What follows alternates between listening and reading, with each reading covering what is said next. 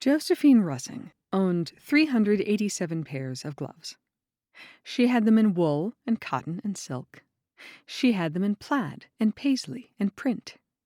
She even had a pair that had been made from the fur of an albino sloth.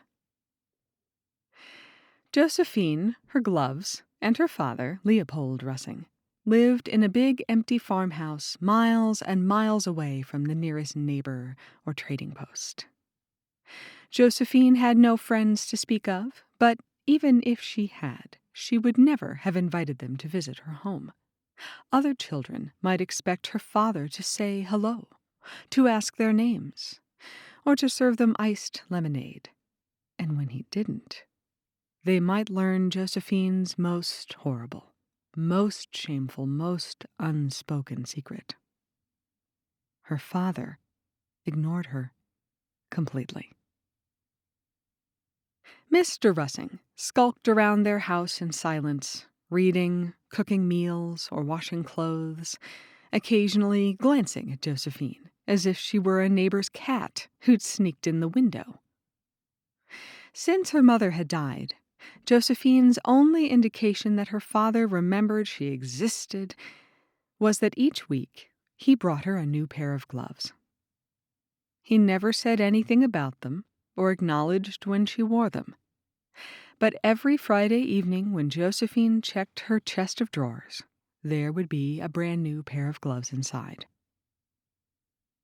Josephine would have preferred a conversation or the occasional "How was school today?"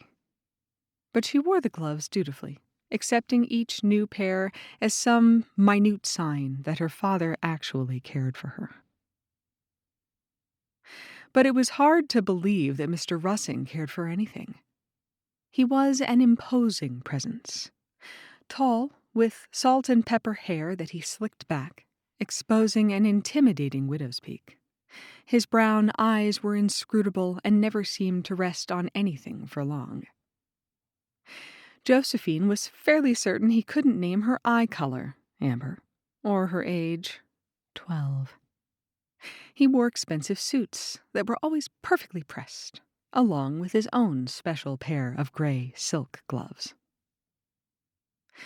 He was extremely unpopular in the town, and it wasn't just because he was strangely quiet and wore the expression of someone who just smelled sour milk.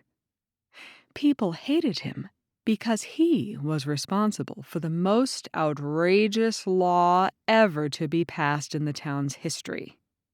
Every citizen was required to wear gloves at all times. This might be fine if one was a banker or an accountant or something of that sort, but imagine what it was like for the farmers and carpenters and bakers who worked with their hands. They hated the law. But if they were caught not wearing gloves, they were fined. How did this silly law get passed in the first place?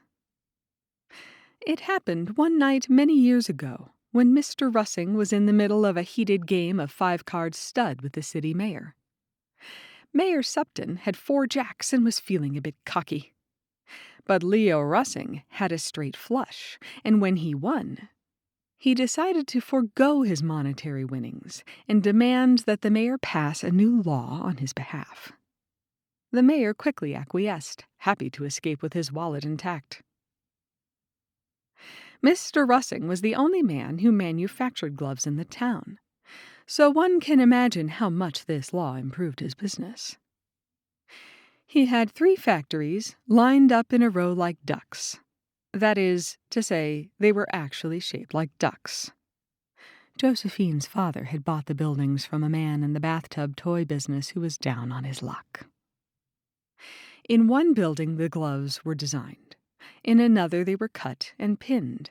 And in the third, they were sewn, by hand, by women who'd been shipped over from an island across the ocean and who didn't mind sewing gloves while wearing gloves.